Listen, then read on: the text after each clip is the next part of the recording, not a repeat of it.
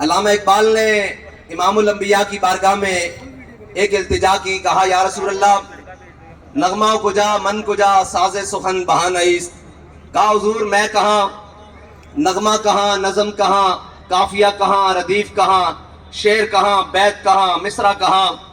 کہا حضور نغمہ کجا من کجا ساز سخن بہا نیست، سوئے قطار می کشم ناکہ بے زمام را. کہا یا رسول اللہ جو آپ کی امت جس کی مہار کی رسی آپ کے تعلق سے ٹوٹ چکی ہے، حضور میں اس کو واپس آپ کے در اقدس سے باندھنے کے لیے آیا ہوں. بس میری اتنی بات ہے. اقبال کہتا ہے کہ نغمہ کجا من کجا ساز سخن بہا نیست، سوئے قطار می کشم ناکہ بے زمام را، کہ میں حضور کی امت کو واپس حضور کے در پر لے کر آ رہا ہوں. یہ علامہ اقبال نے کہا. اور علامہ اقبال نے جو امت مسلمہ کو پیغام دیا ہے وہ اقبال ہی کی زبانی، ہم تو صرف ترجمہ کرنے کے جناب مجرم ہیں کہ جو اقبال نے قوم سے کہا ہے ہم صرف ترجمہ کر کے سنا دیں گے، باقی ہم سے کوئی ناراض نہ ہو کہ کیا ہے. اقبال کہتا ہے کہ با خدا در پردہ گویم بات تو گویم آشکار، یا رسول اللہ پنہا تو پیدا من. اقبال کہنے لگا کہ یا رسول اللہ سے تو پردے میں بات کرتا ہوں، آپ سے آمنے سامنے بات کرتا ہوں. یا رسول اللہ او پنہا تو پیدا من، وہ تو پنہا ہے آپ میرے سامنے ہیں. تو علامہ اقبال سے پوچھا جائے گا کہ اقبال آپ تو حج پر بھی نہیں گئے، عمرہ میں بھی نہیں گئے، حجاز مقدس کی وادی میں بھی آپ نہیں گئے، تو پھر آمنے سامنے کیسے بات کرتے ہیں؟ وہ اقبال کا اپنا عشق رسول ہے. اقبال کہتا ہے کہ ہوا ہو ایسی ہندوستان سے اے اقبال، اڑا کے مجھ کو غبار راہ حجاز کرے.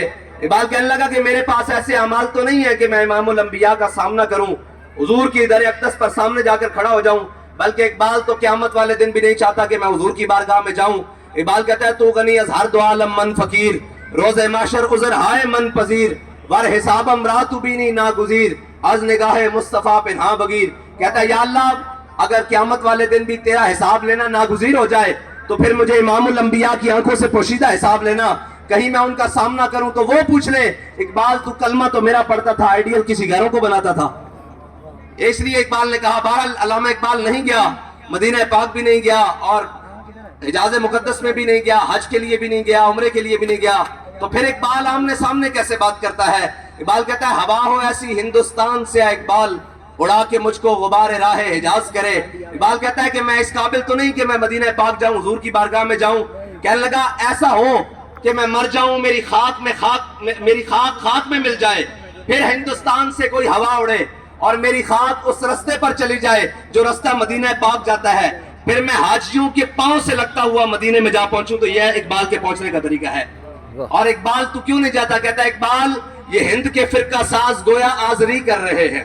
اقبال کہہ رہا ہے کہ میں جس کے پاس جاتا ہوں وہ کہتا ہے کہ مجھے مانو، میری بات کرو.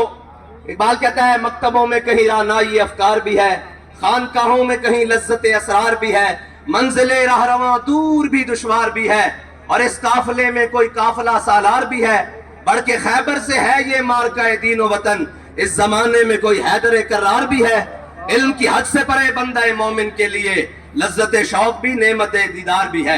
اقبال کہتا ہے میں مکتبوں میں گیا، میں جناب خانقاہوں میں گیا، میں جہاں گیا وہاں دین کی بات کوئی نہیں، وہاں اللہ اور اس کے رسول کی بات نہیں، وہاں بھی مادیت پرستی کی بات ہو رہی ہے، وہاں بھی جناب یہ بات ہو رہی ہے کہ کہاں کیسے ہم نے اور یہ کیسے کرنا ہے. اقبال تو کیا چاہتا ہے؟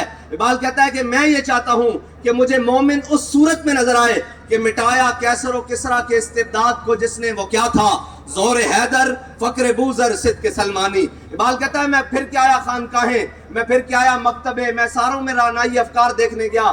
اقبال کہتا ہے مجھے کسی میں بھی زور حیدر کی رمق نہ ملی، صدق سلمانی کی چاشنی نہ نظر آئی، اور جناب اور حضرت سلمان فارسی کی وہ جو بات ہے. اقبال جہاں یہ کہنا چاہتا ہے کہ حضرت سلمان فارسی رضی اللہ تعالیٰ عنہ آپ مدائن کے گورنر ہیں، اور آپ جب گورنر بنے تو تھوڑی دیر بعد آپ کے شہر میں قافلے آئے اور تاجروں کے قافلے آئے.